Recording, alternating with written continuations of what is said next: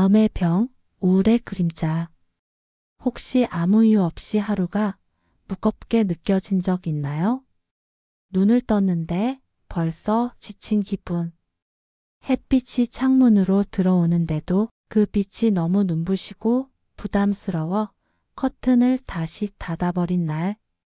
많은 사람들이 이렇게 이야기합니다. 난 왜 이렇게 기운이 없을까? 왜 이렇게 의지가 없을까?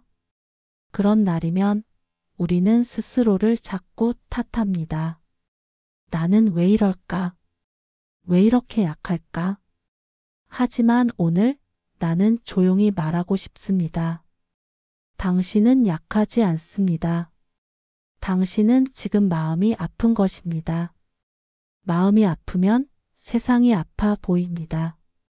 부처님께서는 오래전 이렇게 말씀하셨습니다. 마음이 모든 것을 이끈다. 마음이 병들면 모든 것이 괴로움이 된다. 우울은 종종 조용히 다가옵니다. 문턱을 넘어오는 발소리도 없이 어느새 방 안 공기를 무겁게 만드는 겨울 공기처럼 스며듭니다. 겉으론 아무 일도 없는데 마음은 이미 수면 아래로 가라앉습니다. 기쁨이 낯설고 햇살이 부담스러워 커튼을 닫게 되는 날.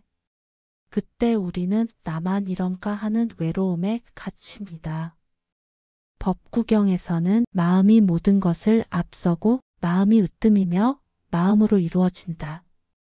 이 말은 우리가 겪는 세계가 마음의 빛깔을 따라 물든다는 뜻입니다.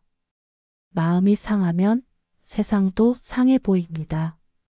그러니 먼저 마음이 아프다는 사실을 알아차려야 합니다.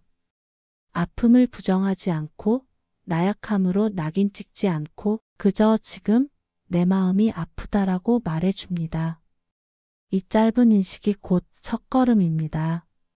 우울증은 단순한 기분의 문제가 아닙니다. 한 직장인의 이야기를 들어봅시다. 그는 회의실에서는 웃었지만 엘리베이터 문이 닫히면 숨을 크게 쉬지 못했습니다. 집에 돌아오면 불을 켜지 않은 채 침대 끝에 앉아 시간을 흘려보냈습니다. 친구가 운동이라도 해봐라고 말할 때마다 그는 더욱 작아졌습니다. 해볼 힘조차 없었기 때문입니다.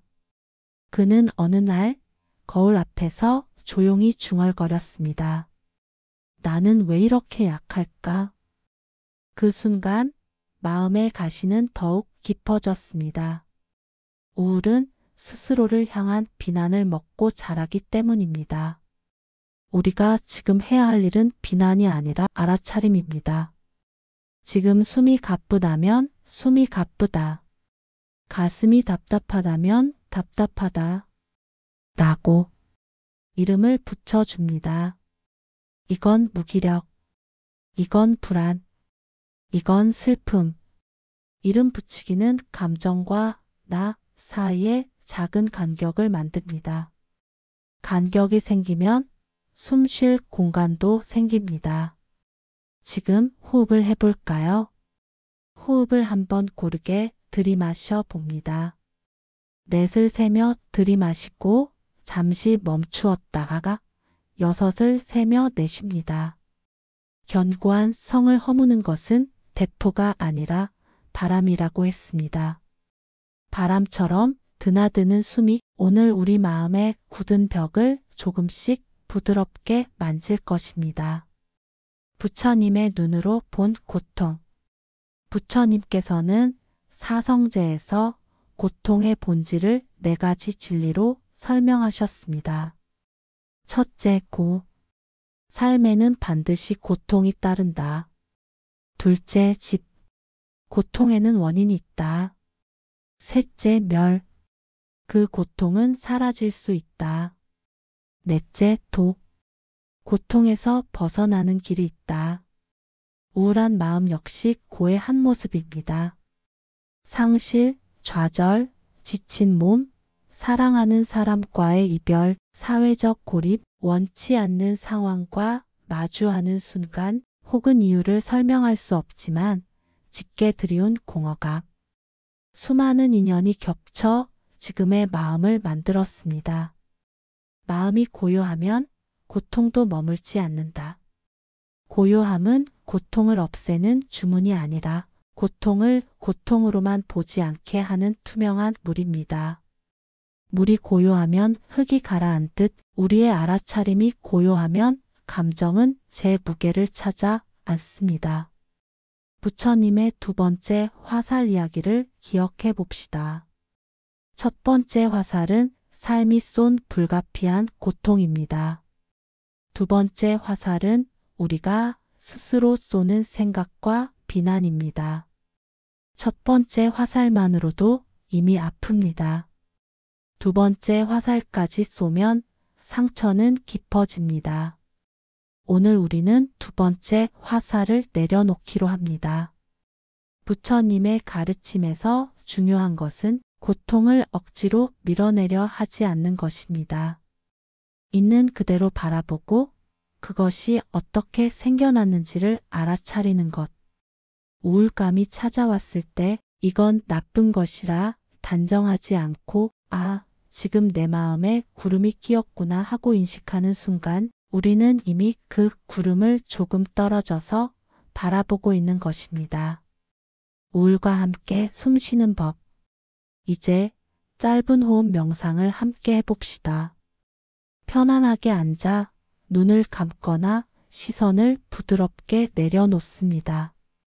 코끝으로 들어오는 숨을 천천히 느껴봅니다.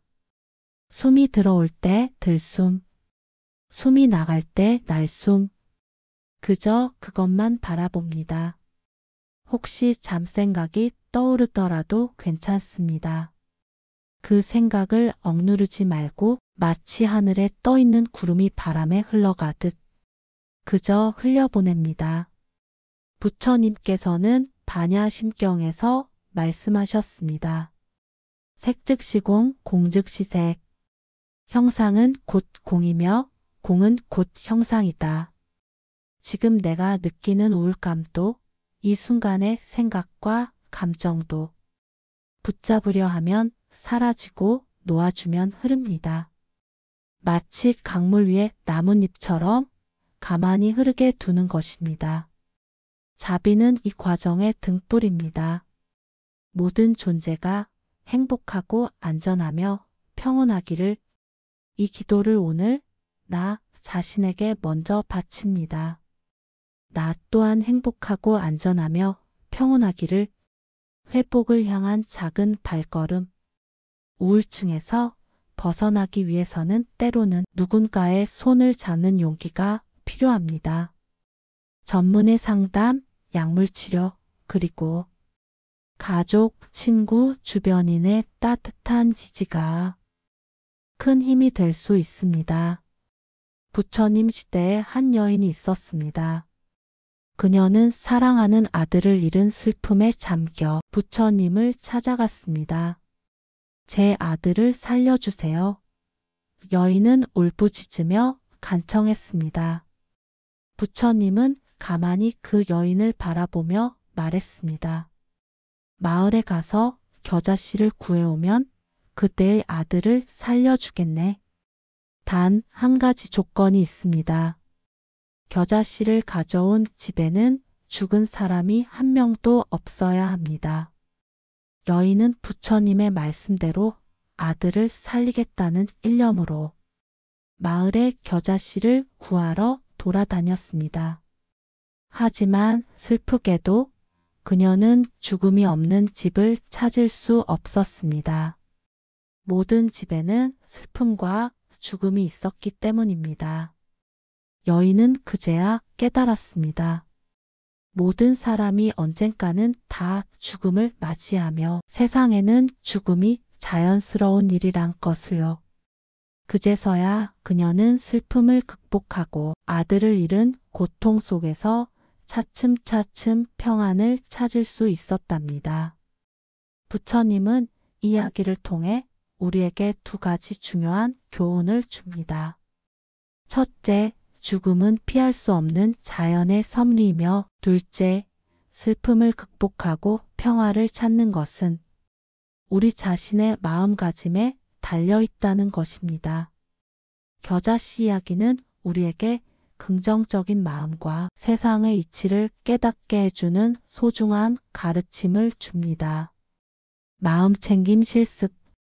마음챙김은 판단 없이 현재의 경험에 주의를 기울이는 것입니다. 생각, 감정, 신체의 감각, 주변 환경 등 지금 이 순간에 일어나는 모든 것을 있는 그대로 알아차리는 것입니다. 마음챙김은 스트레스 감소, 정서적 안정, 집중력 향상 등 다양한 긍정적 효과를 가져다 줍니다. 마음챙김을 하는 방법에는 호흡 명상이 있습니다. 편안하게 앉아 눈을 감고 호흡에 집중합니다. 숨을 들이쉬고 내쉬는 감각에 주의를 기울이세요. 잡념이 떠오르면 판단하지 않고 부드럽게 다시 호흡으로 주의를 돌립니다. 그리고 나의 몸을 살피는 방법도 있지요. 몸의 각 부분에 주의를 기울이며 그 부분의 감각을 느껴봅니다. 발가락부터 머리까지 몸 전체를 천천히 스캔하며 긴장된 부분은 없는지, 불편한 곳은 없는지 알아차립니다. 다음으로는 걷기 명상이 있습니다. 천천히 걷는 동안 발이 땅에 닿는 감각, 바람의 느낌, 주변 소리 등 주변 환경에 주의를 기울입니다. 다음으로는 일상생활 속에서도 마음챙김을 할 수 있습니다. 설거지, 샤워, 식사 등 일상적인 활동을 할 때도 마음챙김을 실천할 수 있지요. 지금 하는 일에 온전히 집중하며 감각을 느껴보세요. 마음챙김은 꾸준한 연습이 필요합니다. 처음에는 잡념이 많이 떠오르겠지만 실망하지 말고 계속 연습하세요. 자신에게 너그러워지세요. 완벽할 필요는 없습니다. 실수해도 괜찮습니다. 자신을 비난하지 말고 따뜻한 마음으로 다가가세요. 매일 조금씩이라도 마음챙김을 실천하는 것이 중요합니다. 짧은 시간이라도 꾸준히 연습하면 그 효과를 경험할 수 있습니다. 마음챙김은 삶의 질을 향상시키는 강력한 한방입니다. 오늘부터 조금씩 마음챙김을 실천하며 더욱 평화롭고 행복한 삶을 만들어 가시길 바랍니다. 우울이 깊어질 때 도움을 청하는 일은 약함이 아니라 지혜입니다. 전문의 상담, 필요시 약물치료, 그리고 가족, 친구, 주변인의 지지가 회복의 길이 됩니다. 마음이 병들면 법으로 고친다. 이 법이란 단순히 불교의 교리만을 뜻하는 것이 아닙니다. 올바른 방법, 나를 살리는 지혜, 그리고 자비의 마음입니다.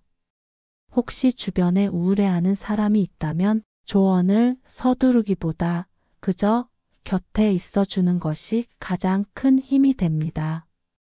괜찮아. 내가 여기 있는 것만으로도 충분해. 이 한마디가 때로는 수많은 논리보다 깊은 치유가 됩니다.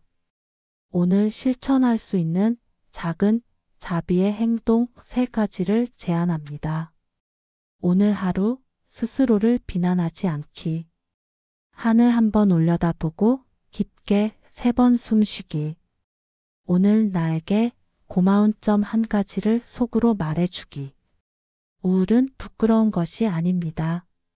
그저 당신이 오래도록 짊어져온 짐이 무거웠던 것뿐입니다. 부처님께서 말씀하신 것처럼 모든 것은 변하고 흘러갑니다. 이 고통도 반드시 변할 것입니다. 오늘 이 영상을 들으신 당신이 조금은 숨이 편해지고 마음이 부드러워지길 바랍니다.